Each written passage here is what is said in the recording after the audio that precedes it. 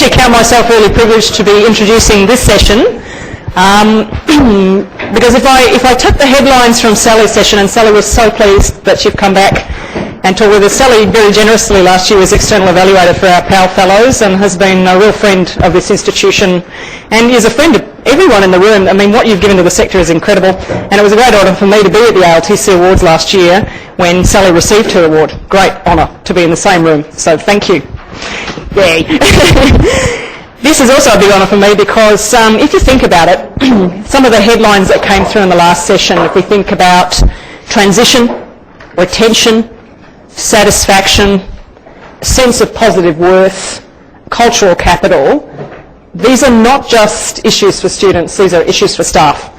Sally mentioned that the 2 days training that the past leaders get is often more than we give staff, or they get the opportunity to do, and I stress that not everyone gets the opportunity to do that, and it's actually been interesting for us recruiting Phil. I'm sorry, Deacon, that we've stolen Phil, and noting that if somebody's been a past tutor, they've probably sometimes had more teaching experience than a lot of people would have done traditional PhD routes. It's extraordinary to see that, and I'm looking forward to that happening more and more in the sector, that when we're actually interviewing people for early career or entry jobs, that we can see that there's a teaching experience that's gone a long way back in that person's career.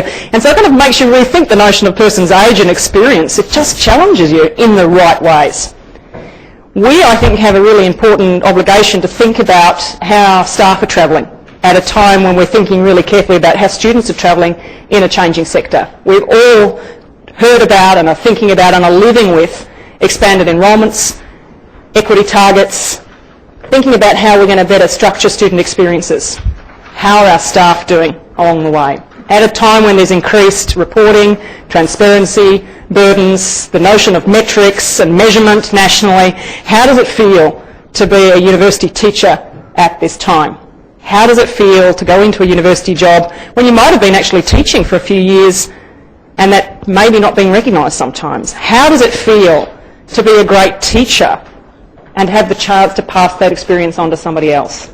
Now, PATS is something I think is really interesting because we're always intrigued about the value add of PASS and peer-assisted learning for students. There's been so much international research on what it brings to students in such a positive way. We thought, wouldn't that be nice? And this is a woman here, and we thought, wouldn't it be nice if we thought about our teaching staff in that way too? Now, in some ways, it could be thought of as maybe, is it punitive? Well, no, it's not always punitive, but look, at the pointy end, staff get student surveys, there are performance metrics in our institution. How does it feel to be teaching in a subject and for 4 or 5 years to get a red traffic light from students? And it might be that it's just one of those difficult subjects where students are struggling. It might be that you didn't have any help when you started. It might be that you feel like there's nobody to talk to about the situation. Teaching can be a very personal thing, a very isolating thing, and so we're actually thrilled when Angela came to us and said, I've got this idea. I've been trialling it in IT, and believe me, anybody here from IT, that's the hard yards in terms of getting people interested, caring, wanting to do teaching really, really well. That's the hard edge. Angela said, I've got this thing I've been doing, it's really interesting. I want to think about how we can get teachers to work with one another. Now, teaching mentoring is pretty common.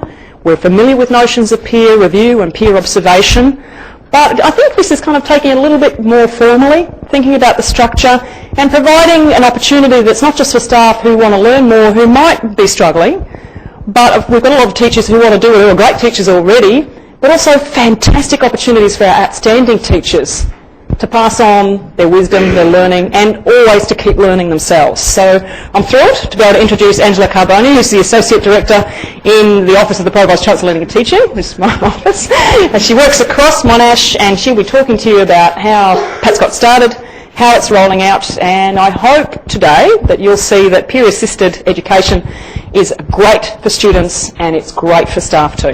Welcome, Angela.